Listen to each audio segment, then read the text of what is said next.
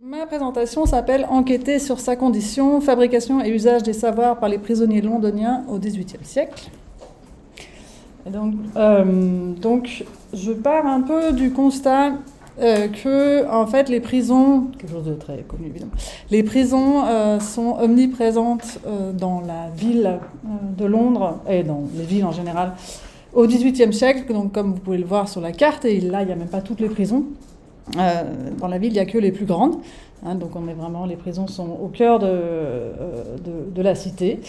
Donc, c'est pas comme aujourd'hui. Les prisons ne sont pas dans les banlieues. Elles sont là, les gens les voient, ils vivent à côté, ils vivent avec. Ils en souffrent beaucoup. Dans les archives londoniennes, il y a énormément.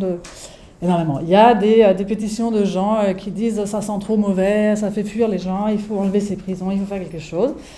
Donc ça, c'est une des raisons qui fait que les prisons sont très présentes dans la vie des gens. Une autre des raisons, c'est que, comme je le dirai un peu plus en profondeur après, une part importante des prisonniers sont des prisonniers pour dette. Donc ce n'est pas des gens qui sont marginalisés, c'est des gens qui sont socialisés, qui appartiennent, voilà, j'y reviendrai après, mais donc qui font partie de la... qui ne sont pas aux marges de la société. Et donc, ça fait que devenir prisonnière, c'est une menace qui pèse sur beaucoup de gens. Donc, en fait, voilà, les gens sont très conscients qu'il y a des prisons, qu'ils pourraient y aller. Voilà, c'est juste pour dire ça. Mais, en fait, donc, je vous ai mis ici la Newgate Prisons. Donc, c'est une gravure. Je n'ai pas trouvé ni l'auteur ni la date, mais... donc vous pouvez voir, la Newgate Prison, comme d'autres prisons, elle a été en fait mise dans une des anciennes portes, dans une des 12 portes de la ville de Londres. C'était avant. Maintenant, au moment de cette gravure, elle est assez centrale dans la ville, mais au Moyen-Âge, c'était dans les marges. Voilà, et donc il y a des gens qui circulent, juste pour vous montrer à quel point en fait les gens sont confrontés à la prison.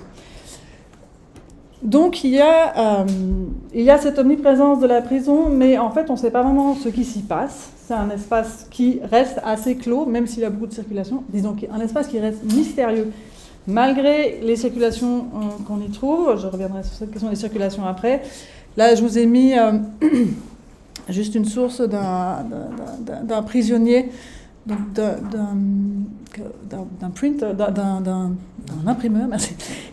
Pardon, je suis habituée à faire cette présentation en anglais, j'espère que je vais trouver le mot. I can safely say I came to this place an utter stranger to it, save as to its situation. I do not remember that I had ever so much as looked in at the door as I had passed by, and as to its constitution, the custom, etc., therein used, those I never thought of. Donc je reviendrai sur ce pamphlet plus tard, mais c'est juste pour dire, voilà, une espèce de... C'est difficile de savoir à quel point ce témoignage de Ilive, donc le pamphlétaire est représentatif, mais en gros, les prisons sont là, mais qu'est-ce qui s'y passe? C'est très mystérieux. Et c'est aussi très mystérieux parce qu'en fait, il y a beaucoup de prisons dans la ville de Londres, comme partout ailleurs, mais il n'y a pas de données qui sont produites sur ces prisons. Donc ce qu'on considérait aujourd'hui comme des outils normaux, de la gestion des institutions étatiques comme les prisons, c'est-à-dire la production de statistiques ou d'enquêtes, ça n'existe pas du tout. Il n'y a pas de production régulière de données. Donc c'est un peu un mystère. Et donc ça, c'est un peu mon point de départ, avec le constat qu'on a cette ignorance. Et en même temps, en menant mes recherches dans les archives municipales, j'ai découvert qu'en fait, il y a énormément de savoirs qui ont été produits sur les prisons. Donc c'est-à-dire qu'en fait, le fait qu'on ne sache pas vraiment ce qui s'y passe va déclencher un geste qui est souvent reproduit, que dès que quelqu'un veut dire quelque chose, veut faire quelque chose sur les prisons au XVIIIe siècle, il y a un réflexe assez... C'est un réflexe, je ne sais pas si on dit ça comme ça, mais en tout cas, ce qui se passe en général, c'est que les gens vont produire des savoirs sur les prisons. Donc là, je vous ai mis des extraits de différents types de savoirs. Donc moi, je ne bosse pas uniquement sur les savoirs sur les prisonniers, mais aussi sur les savoirs étatiques produits sur les prisons. Donc là, par exemple, vous avez un extrait d'une enquête parlementaire de 1727 où ils ont produit des statistiques. Là, c'est des statistiques qui sont produites au niveau de Londres, et puis là aussi. Et là, j'y reviendrai plus en détail. C'est des productions de savoir par les prisonniers. Et donc, en fait, ce qu'on s'aperçoit en regardant les archives sur la première moitié du XVIIIe siècle, c'est que décrire la prison, C'était vraiment un moyen pour agir sur elle à partir du système carcéral et pour essayer de provoquer des changements. Et donc ces statistiques et ces enquêtes, elles ont en fait créé la prison, le problème prison, hein, comme on dit, la question prison, pardon. Et pour pouvoir ensuite, donc pour faire exister cette question et pour pouvoir ensuite l'améliorer. Et donc moi, ce qui m'a surpris, mais pas tellement, vu que j'avais travaillé avant sur les savoirs produits par les ouvriers, c'est qu'en fait les prisonniers sont des acteurs très très importants de cette production de savoir. Et donc une part importante, je ne peux pas vraiment la quantifier, mais ce serait un exercice compliqué, je pourrais, mais je ne l'ai pas fait en tout cas pour l'instant. Et en fait, donc ce que j'appelle l'autodescription ou l'enquête sur soi, ou l'enquête sur sa propre situation, j'utilise un peu différents termes, est vraiment une pratique totalement normale et habituelle à cette période. Je reviendrai un peu aussi pour les causes, qu'est-ce qui explique ça. Et donc, l'objectif de ma présentation, il est double. Le premier, c'est d'étudier le rôle que les prisonniers ont joué dans la diffusion des connaissances sur les conditions d'emprisonnement au cours de la première moitié du XVIIIe siècle. Je fais la première moitié du XVIIIe siècle parce que, comme je le dirai aussi un peu, à partir de 1754-55, il y a un changement, donc on commence à rentrer dans le paradigme réformateur, et c'est un peu une autre histoire de la prison britannique qui commence. Donc voilà, j'ai un peu mais c'est pas que la production de savoir s'arrête, au contraire. Mais voilà, c'est des savoirs un peu différents. Donc voilà, et le deuxième objectif, montrer le rôle de l'enquête sur soi ou de l'autodescription dans des mobilisations destinées à encourager les autorités à agir en faveur d'une amélioration de la situation des prisonniers, des prisonnières, ou d'une amélioration des conditions d'enfermement. Je précise juste, je l'ai écrit mais je le précise aussi, que c'est difficile de savoir si les femmes... il y a beaucoup de prisonnières. Bon, il y en a beaucoup, comme aujourd'hui. Hein, il y a une très grande différence de nombre par genre, mais il y en a quand même. Je ne pense pas qu'elles ont participé, en tout cas pas de manière visible, c'est-à-dire qu'il n'y a pas de pétitions signées par des femmes, etc. Est-ce qu'elles ont participé à la production de savoir ? Très probablement, mais malheureusement, en l'état, j'ai la peine à pouvoir l'estimer. Donc c'est pour ça que quand je parle de production de savoir, je dis prisonniers et prisonnières quand je parle de leurs conditions. Donc Fabrice l'a déjà dit en partie, je ne vais pas m'attarder trop longtemps, mais l'histoire de la prison, c'est un champ de recherche ultra dynamique, ultra productif, parfois même un peu trop pour arriver à faire de l'ordre dans tout ce qui est publié. Depuis très très longtemps, depuis les années 70, et donc depuis Michel Foucault et Surveiller et punir, voilà, et toute l'historiographie qu'il a suivie et qui lui a beaucoup emprunté.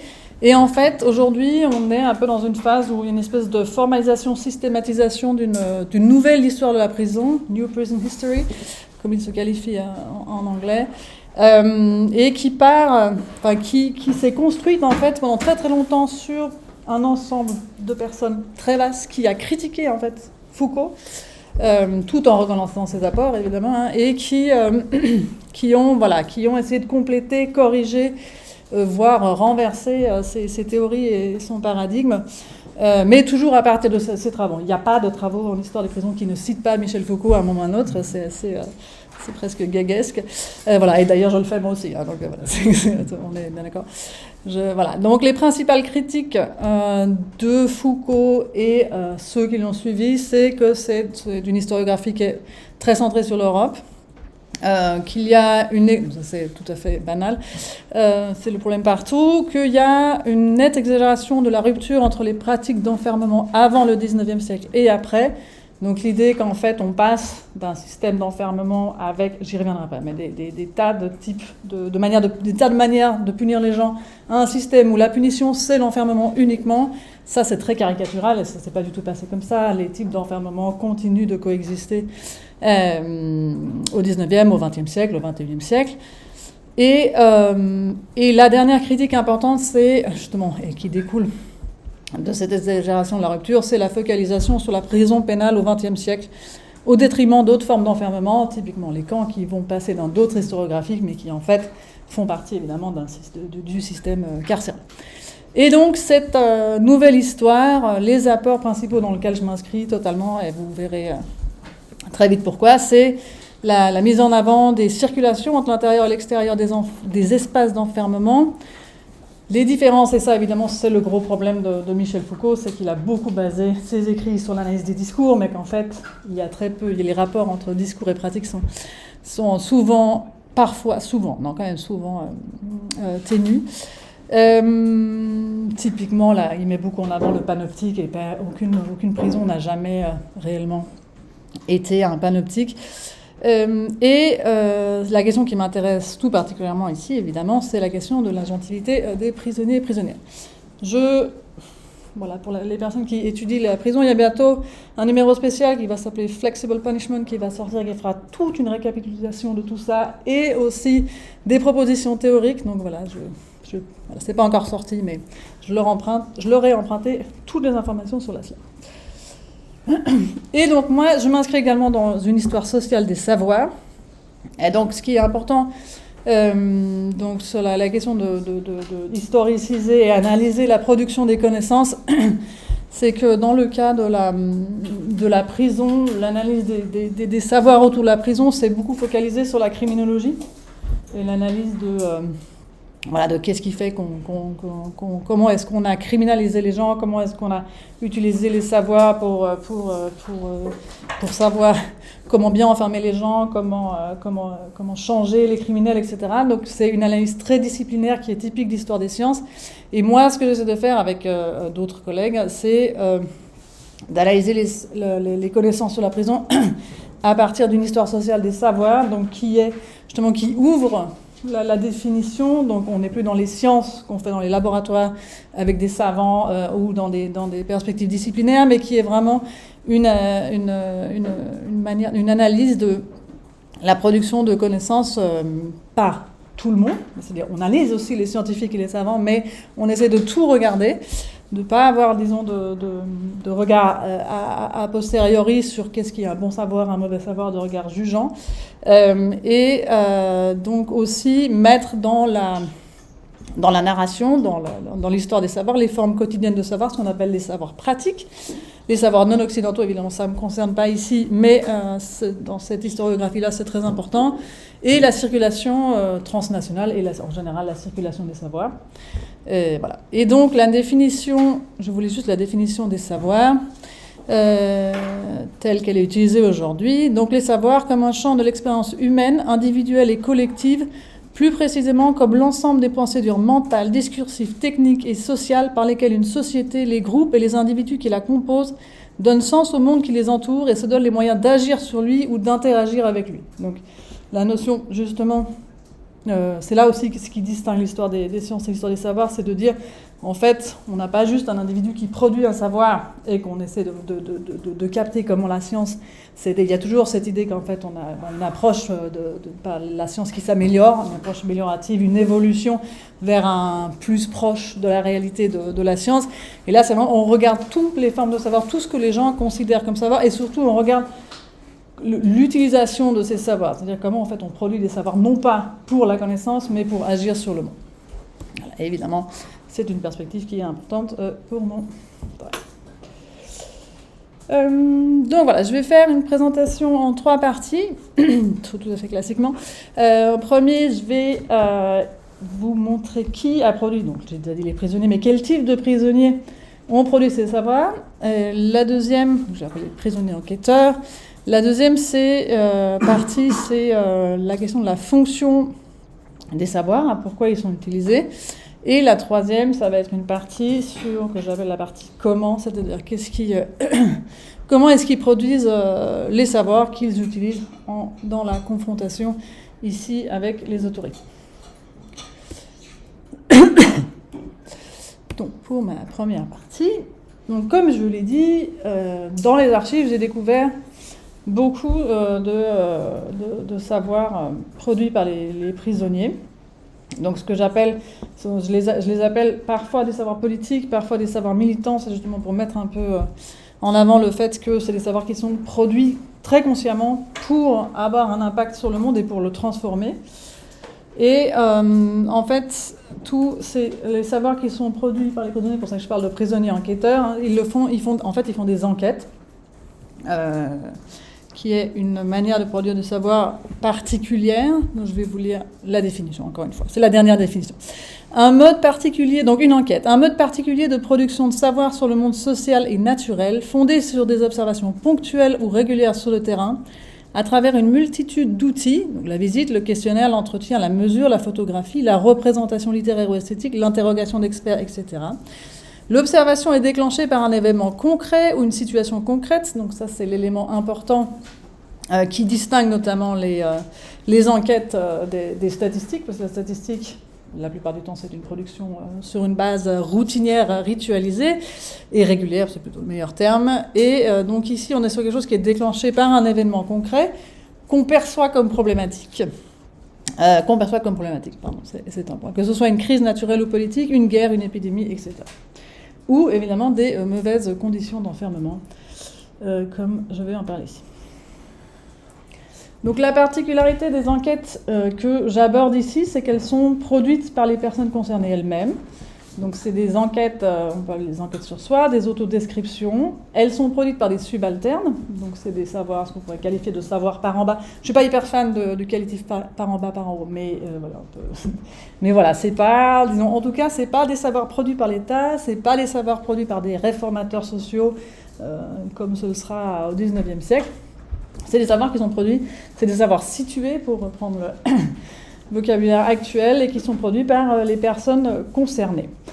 Leur autre particularité, c'est que c'est des enquêtes qui sont produites, donc ça c'est une particularité un peu historiographique, qui sont produites à une époque où on considère qu'il n'y a pas d'enquête sociale. Je ne vais pas trop m'attarder là-dessus, mais si ça vous intéresse, on peut y revenir dans la deuxième partie. Donc, en gros, l'historiographie sur la sociologie empirique, on dit toujours que la naissance des enquêtes, c'est les années 1830.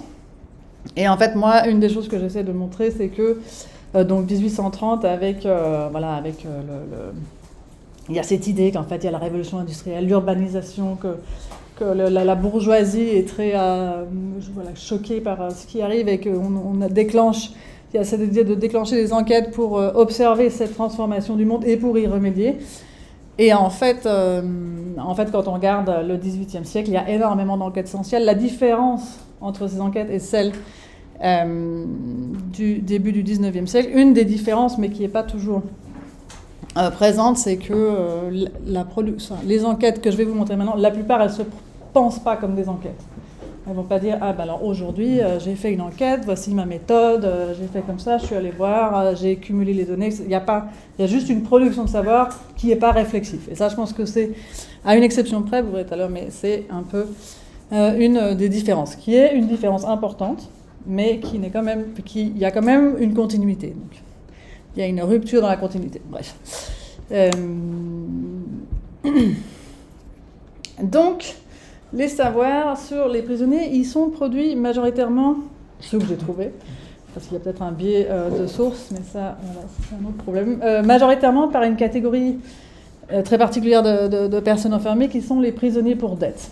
Donc juste pour faire 2 minutes sur les moyens de punir au XVIIIe siècle.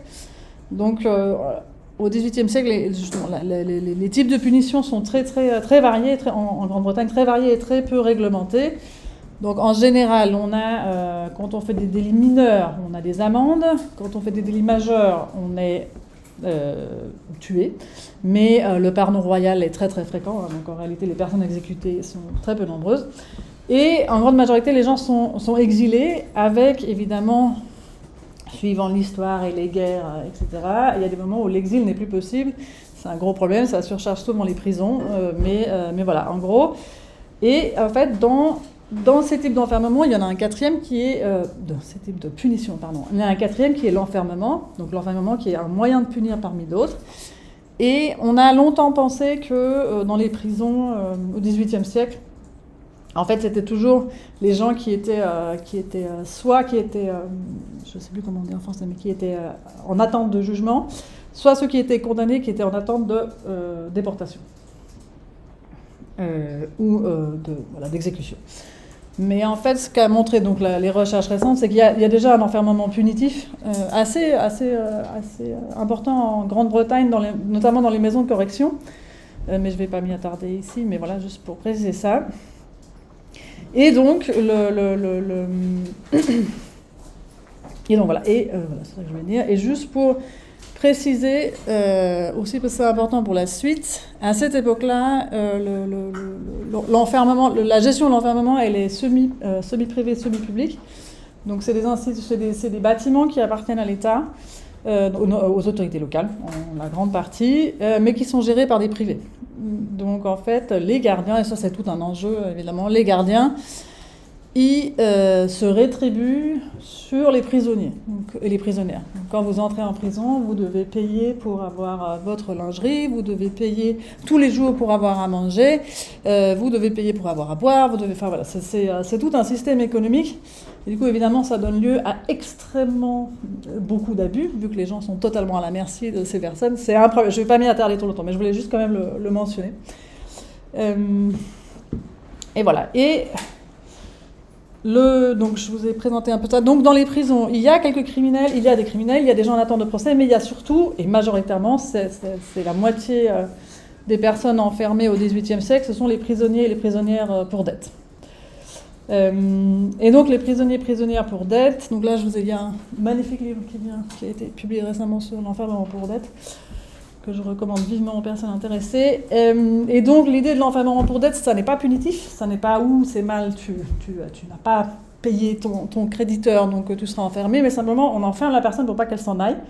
Et c'est une manière de s'assurer que la personne finira un jour par payer. C'est un système totalement absurde, évidemment, parce que les gens travaillent en prison, mais comme l'enfermement leur coûte très très cher, voilà, mais on n'y reviendra pas. C'est un système absurde, et justement, Wakelam, il dit que le rôle de ce système, c'est plutôt de faire peur. Hein, sa fonction, c'est plutôt dissuasif. Les gens savent très bien que c'est un système absurde en soi. Voilà. Bon, encore une fois, je recommande de lire ce livre.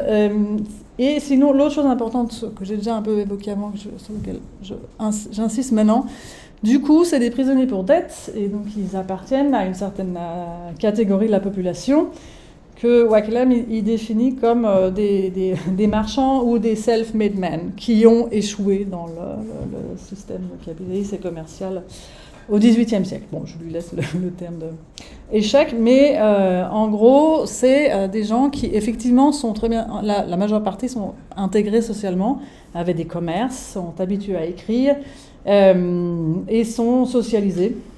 Ce qui est important pour la suite, parce qu'en fait, c'est des gens, ça arrive à certains d'entre eux d'être très proches de parlementaires, par exemple. Donc, voilà, c'est une population marginalisée en un sens, parce que voilà, c'est des gens qui sont dans des conditions effroyables et qui ont très peu de chances de s'en sortir, mais c'est aussi des gens qui ont une socialisation. Donc c'est une catégorie vraiment assez particulière de la population.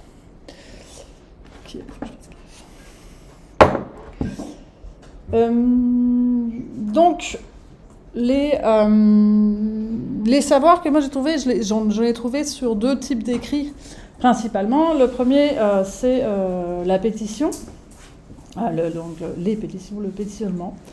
Et donc ça, les prisonniers pour dette, ils utilisent énormément ça. J'y reviendrai plus en détail après. Donc j'imagine que vous le savez, mais pour dire qu'en Grande-Bretagne, le droit de pétition, il est très ancien, et surtout il est très important et très vraiment beaucoup utilisé. Il a été formalisé par le Bill of Rights, qui reconnaît, je cite, "the right of the subjects to petition the king and that prosecution for such petitioning are illegal." Donc il y a le droit de pétitionner, et vraiment c'est un droit on ne peut pas être puni pour avoir usé de ce droit.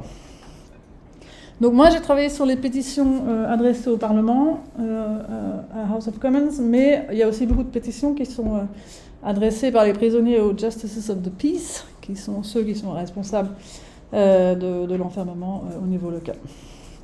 Donc vous le savez aussi peut-être, mais malheureusement les pétitions elles n'ont pas été préservées, mais on en retrouve des traces assez fidèles, et c'est marrant parce qu'on voit les ruptures entre l'introduction du scribe et puis le vocabulaire des prisonniers, mais voilà, donc elles ont été préservées en partie dans les journaux de la House of Commons. Donc je vous ai mis des extraits ici. Et donc, juste pour Londres, entre 1690 et 1754, la House of Commons a reçu plus de 40 pétitions de la part des prisonniers londoniens. Ce qui est quand même, encore une fois, il faudrait pouvoir comparer pour dire c'est beaucoup, pas beaucoup, etc. par rapport à d'autres, mais ça fait quand même une masse d'écrits assez important. Et l'autre type de source, c'est les pamphlets. Ici, je vous en présenterai plus en détail 3. Ils sont aussi réalisés la plupart par des prisonniers pour dette, mais il y a une exception, et je vous expliquerai après pourquoi je vous ai présenté cette exception, c'est le dernier qui a été réalisé par un prisonnier religieux. Donc le premier, The Cry of the Oppressed, a été réalisé par un vendeur, un bookseller, bon, vous allez, et un imprimeur qui a été emprisonné pour dette. Donc, qui s'appelle The Cry of the Oppressed. Et donc, dans ce pamphlet, il y a des lettres que Pitt a envoyées à des prisonniers. Il y a sa propre enquête sur la prison de Fleet. Et il y a un très très long texte dans lequel il se plaint de l'injustice qu'il a subie. C'est très très long. Le deuxième, il a été... Alors, c'est un texte très particulier qui est une composition de 7 témoignages de prisonniers pour dette, et donc là, j'y reviendrai après, mais il a été mis en page, les 7 lettres sont parvenues à un éditeur qui les a mis en page, qui les a diffusées. Donc voilà, question de la circulation, j'y reviendrai après. Et donc le dernier, qui est le pamphlet de Jacob Ilive, qui date de 1757, et donc lui, il a été emprisonné, c'est aussi un imprimeur. Il a été emprisonné pour raisons religieuses. Et donc il fait ce pamphlet dans lequel il y a une très très longue enquête sur la House of Correction de Clerkenwell, et sur lequel, après avoir présenté son enquête, enfin les résultats de son enquête, il donne ses projets de réforme. Alors, je reviens maintenant à la question du but de ces écrits, de ces savoirs. Donc, l'ensemble de ces sources, elles sont destinées aux autorités, c'est des adresses au pouvoir, dans les deux cas, pétitions et pamphlets. Mais évidemment, dans les pamphlets, il y a une dimension aussi, attirer l'attention d'une opinion publique, désignée en général par le simple terme de public, voilà, qu'il n'y a pas dans les pétitions. Donc voilà, c'est des adresses au pouvoir, et donc dans les pamphlets, pour le dire aussi, voilà, on voit le premier, celui de Moses Pitt, il dit, to the right honourable the Lords and Commons assembled in Parliament. Et après, il dit, je le cite encore, their honours with a short, donc il veut leur présenter a short account of some great oppressions, etc. Many of us, their majesties, poor imprisoned subjects have. Et le deuxième exemple que j'ai mis là, c'est le pamphlet de Jacob Ilive qui, lui, est adressé aux autorités municipales. Donc, notamment le shérif, the justices of the peace, et à tous les habitants du comté de Middlesex. Voilà, c'est la dimension. Dans ces pamphlets, il y a toujours une part opinion publique, mais voilà, je ne sais pas vraiment, ils n'expliquent pas vraiment pourquoi.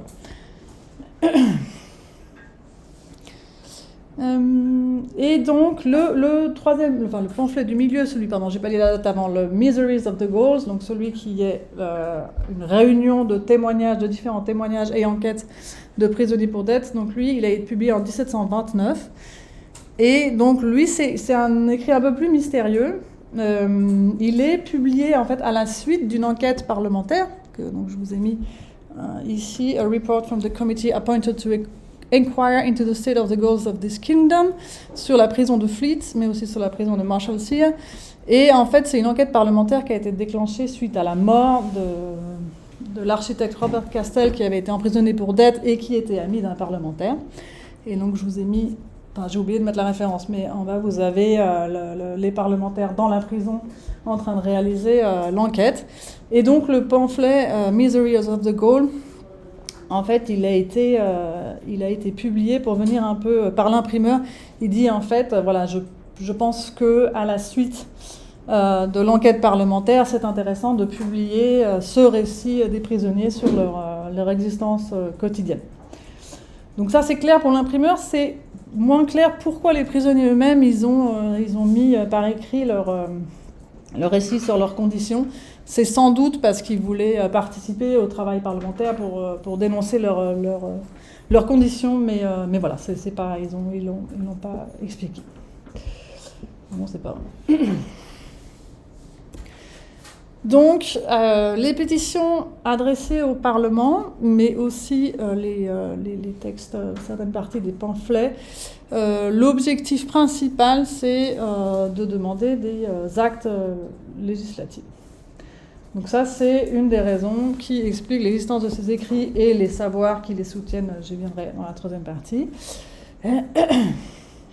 Et donc, en fait, ce qui est intéressant de voir, c'est que les prisonniers, ils sont très, très... Encore une fois, ça rejoint le fait que c'est des gens relativement intégrés socialement. Ils sont très au clair sur ce que peut le Parlement et ce que peuvent les autorités locales. Donc, les pétitions, elles sont toujours dirigées pour demander rédigées avec l'objectif de demander des changements législatifs, enfin des nouvelles lois. Ce qu'ils demandent principalement, c'est la promulgation de lois sur l'insolvabilité, donc qui permettraient d'annuler leurs dettes et de les libérer. Sinon... Ok, ouais. Et sinon, ils demandent aussi, ça arrive parfois qu'ils demandent qu'il y ait une loi qui soit passée qui oblige leurs créanciers à les soutenir financièrement. Parce que voilà, donc, ils sont envoyés en prison, ils doivent rembourser les dettes, mais ils n'ont pas d'argent. Et donc, du coup, l'une des solutions qu'ils trouvent, c'est de demander que le créancier leur verse de quoi manger. Et puis, parfois, ils demandent une extension des personnes bénéficiaires de la loi précédente sur l'insolvabilité. Donc, il y a tout un jeu comme ça ça arrive, ils disent, dans les pétitions, ils disent, notre cas, tant de prisonniers ont été libérés, mais en fait, il faudrait aussi que les prisonniers qui ont des dettes de moins de 50 pounds soient libérés. Enfin, voilà, il y a un peu une espèce de ping-pong comme ça. Le Parlement fait quelque chose, c'est pas suffisant. Il y a de nouveau une pétition, c'est ce qui explique aussi pourquoi il y en a autant. Donc la plupart des pétitions, des pamphlets sont vraiment centrés sur la question de promouvoir de la libération des prisonniers par le biais de changements législatifs. Et puis, on a le pamphlet de Jacob Eileen, qui lui, justement, il le publie en 1757, donc il est vraiment dans ce moment où on est dans le tournant avec l'arrivée, en fait, de cette espèce de projet un peu plus large, de réforme du système carcéral, et ça se sent très très fort, du système d'enfermement. Ça se sent très très fort dans son texte. Et du coup, lui, il veut réformer le House of Correction de Clerkenwell. Donc, il s'adresse aux autorités municipales. Là aussi, il est très au clair. Le changement, ce type de changement-là, ce n'est que les autorités municipales qui peuvent les faire, et non pas le Parlement. Et là, donc, ce qu'il propose, lui, c'est... Alors, c'est un religieux, et la première chose qui le scandalise quand il arrive en prison, c'est les nombreux rapports sexuels, viols, et la promiscuité des corps. J'y reviendrai après, mais c'est très fort dans son texte. Et donc, la première chose qu'il demande, c'est la séparation des sexes. Ensuite, il demande qu'il y ait suffisamment de nourriture, avec l'idée que, comme les gens ont faim, ils font n'importe quoi. Les femmes, notamment les femmes et les filles, se prostituent. Et l'interdiction de la consommation d'alcool. Il faut savoir que les prisons n'étaient pas comme les prisons d'aujourd'hui. Il y avait des bars qui s'appelaient les taps, et voilà. Et donc il y avait beaucoup de consommation d'alcool. On peut imaginer ce qui peut se passer quand les gens n'ont rien d'autre à faire que de boire toute la journée. Voilà. Est-ce qu'il oublie quelque chose ? Et donc oui, je l'ai dit.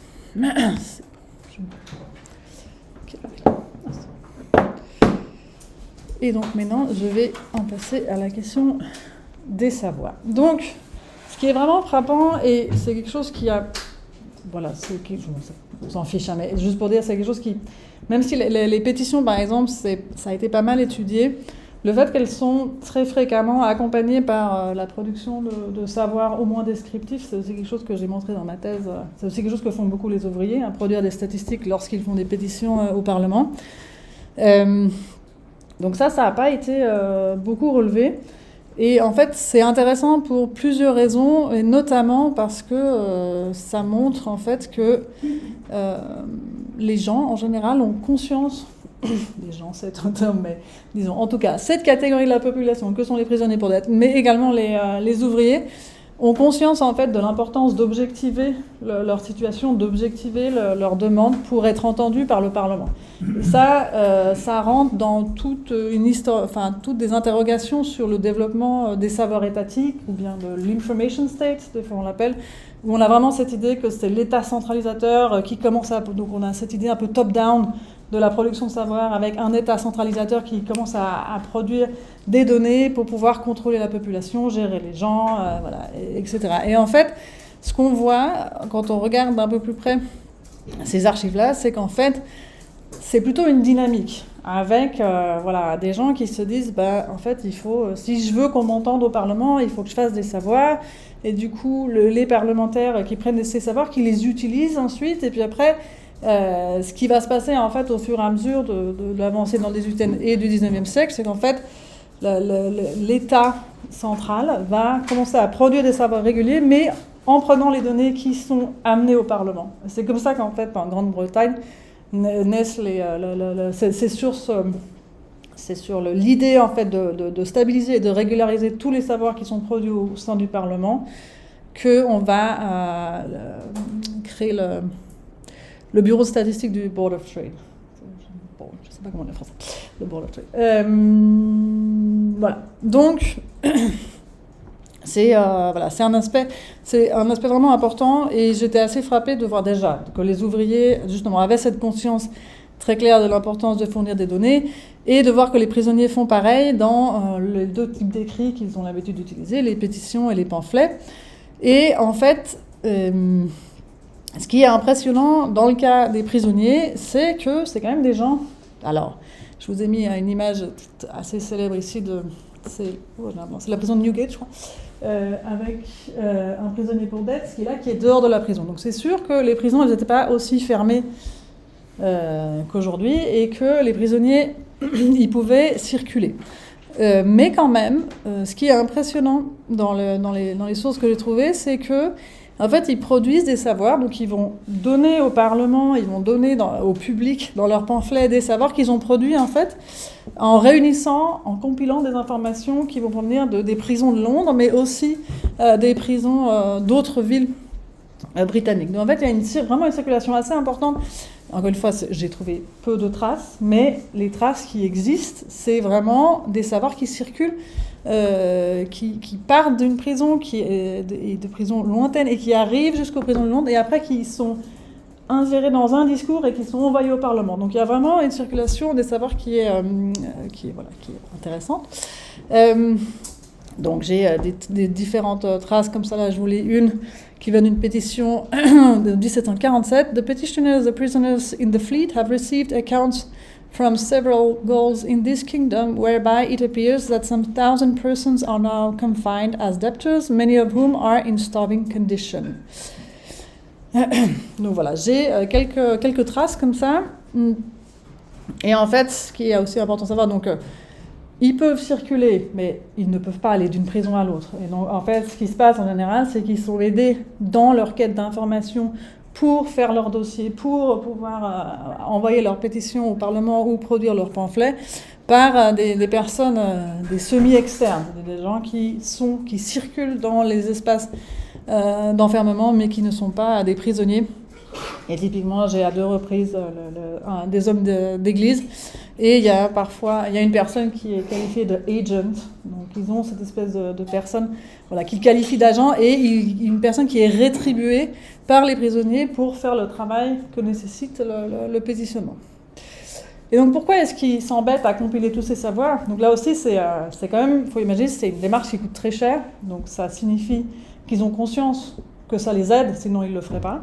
Évidemment, ils ne le disent pas, mais ce que je suppose et qui me semble totalement rationnel, c'est qu'ils ont conscience qu'il est important d'avoir un propos général, pas de dire nous, dans notre prison, on n'est pas très bien, mais de dire la situation est mauvaise partout, vu que eux, ce qu'ils veulent, c'est demander un acte législatif, qui soit après qui ait valeur sur l'ensemble de la Grande-Bretagne. Donc ça me semble relativement cohérent. L'importance là, mais en tout cas ça leur permet de faire groupe, le fait de compiler les savoirs, de pouvoir parler au nom des prisonniers pour dette et pas juste en leur nom. Enfin, il y a toute cette utilité de la production des savoirs. Alors je vais trop vite.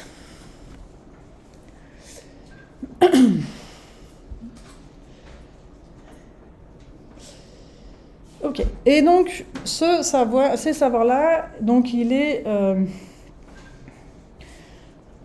en fait, je vais vous le montrer, mais en gros, ce qui se passe la plupart du temps, c'est que c'est des dénombrements du nombre de détenus et du nombre de détenus par chambre. C'est room, je pense que en fait, c'est trop tôt pour parler de cellules. Je vais utiliser le terme chambre, mais il faudrait que je vérifie quel est le terme en français. Ils quantifient aussi l'impact de la prison sur leur santé. Je vais vous montrer après.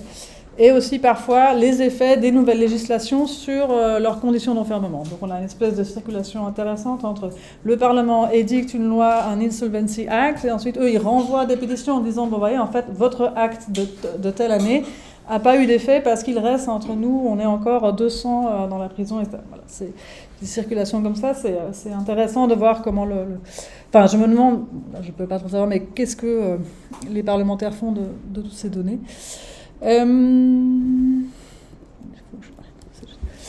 Donc ça que je voulais dire. Et puis donc il y a des savoirs descriptifs et il y a aussi des savoirs analytiques qui sont là pour le coup produits dans les pamphlets où on a justement l'apparition de savoirs un peu réflexifs et plus complexes que les simples dénombrements et compilations de données.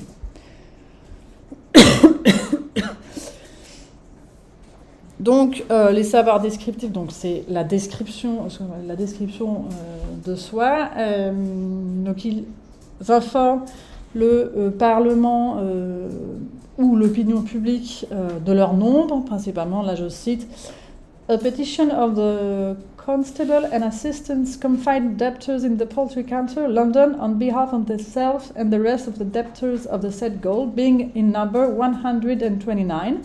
Was presented to the House. Donc voilà, il donne des informations. Évidemment, les prisons sont toujours surchargées. Hein, donc le nombre qui sont est une donnée absolument fondamentale. Des fois, ils expliquent depuis combien de temps la plupart d'entre eux sont emprisonnés. Ce qu'ils font souvent, et surtout dans les pamphlets, c'est en fait ils ont vraiment ce récit assez impressionnant de leur arrivée en prison où ils expliquent que d'abord ils doivent donner tant d'argent à lui, tant d'argent à lui, tant d'argent à lui, et qu'après, comme ils ne peuvent pas payer, ils sont amenés tout en bas de la prison, dans les chambres communes. Et là, ce qu'ils font toujours, c'est dire ils arrivent dans une chambre, dans une cellule d'une telle longueur, et après ils calculent, ils disent dans cette cellule de cette longueur, on était, là j'ai 28 poor men. Voilà, c'est toujours comme ça. Après ils expliquent qu'ils sont toujours continuellement enfermés à 28 dans une chambre, sans pouvoir respirer, etc. Et ce qui donne aussi, c'est des informations sur le risque que l'emprisonnement fait peser sur leur santé. Et là, je vais vous lire une plus longue citation, donc celle qui est au tableau. Most of the petitioners lie in a starving condition, and being crowded in a narrow compass, many of them are forced to sit up or lie on the bar boards for weeks together. That they dread the fatal consequences of the last spring will attend them again, when in April last, out of 100 prisoners, 9 of them lay dead in the room at the same time, and in a month's time, above 50 of them died of malignant distemper. To prevent the like again, the petitioners, who are about 110, do pray that the bill depending in the House for the relief of his slumbered debtors may pass into a law. Donc voilà, en général, c'est ce type de dénombrement et de récit avec les taux de mortalité. Évidemment, voilà, on ne sait pas, c'est pas pensé comme un taux de mortalité, mais en vrai, ça l'est. Et ensuite, on a un autre type de savoir, que j'appelle un savoir analytique, dans deux pamphlets, donc celui de Moses Pitt, donc qui date de 1691, et celui de Jacob Ilive, qui est donc de 1757. Bon, je voulais dire énormément de choses, mais sur ce pamphlet, mais j'ai plus le temps. Simplement, donc je vais passer directement au savoir que lui, enfin voilà, donc dans son pamphlet, il y a beaucoup de savoirs descriptifs qui sont très similaires à ceux produits par les autres prisonniers, mais son enquête, elle a un aspect supplémentaire qui est celui de dénoncer l'emprisonnement pour dette comme une absurdité. Et en fait, pour le faire, il va produire des savoirs à partir d'un exercice comptable, ça devient une habitude, on en a beaucoup discuté précédemment, et à partir d'une forme de savoir qu'on appelle le savoir par type, la typologie, ou que moi j'appelle un savoir fictivo-représentatif. Je vous explique tout de suite pourquoi. Et donc, donc il va produire un espèce de savoir général qui quantifie en fait les effets négatifs de l'enfermement pour dette.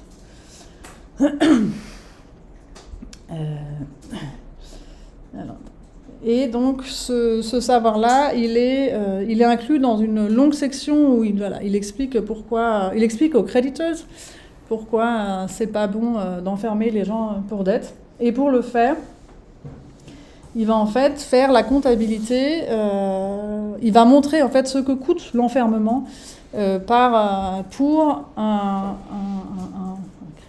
débiteur fictif. Donc il imagine un personnage, donc un débiteur représentatif de la plupart des débiteurs, mais on ne sait pas vraiment comment, et c'est pour ça que c'est une représentation fictive, et qu'il décrit comme, c'est un homme honnête qui a des dettes de temps, je ne sais plus exactement, et donc c'est un personnage fictif, puis il explique, ça peut être un imprimeur, peut-être il est charpentier, c'est un homme, il a une femme et 2 enfants, et il a une dette de 100 pounds, et ce qui montre, grâce à toute cette comptabilité hyper précise de combien va coûter à son créditeur de le faire, parce que donc, le créditeur devait payer pour faire arrêter le débiteur. C'est tout, encore une fois, c'est un système semi-privé. Donc il va montrer que le débiteur paye, que le créditeur paye, et que tout ça, en l'espace pour une année. Donc pour un enfermement de 100 pounds, il arrive avec sa comptabilité fictive mais représentative à montrer à ses lecteurs, et peut-être ses lectrices, que ça va coûter au final 100 pounds par année aux deux. Donc 200 pounds au total. Il fait cette démonstration-là. Donc c'est une forme assez complexe de savoir qui se base sur la comptabilité. Et c'est aussi quelque chose que les ouvriers font. Donc ils utilisent l'exercice comptable pour montrer que certains ouvriers, notamment des tisseurs, font un peu à la même période, un peu plus tard. Et donc ils utilisent en fait la légitimité qu'on peut accorder à un exercice comptable avec cette impression de sérieux, etc., pour produire un savoir social, pour produire ici en l'occurrence un savoir très très critique de certaines pratiques. Et aussi, c'est une manière assez, c'est pas le bon terme, mais disons, c'est une manière assez subtile et fine de produire des connaissances quand on n'a pas les moyens dont, par exemple, disposeront plus tard les États avec les instituts statistiques, les statisticiens.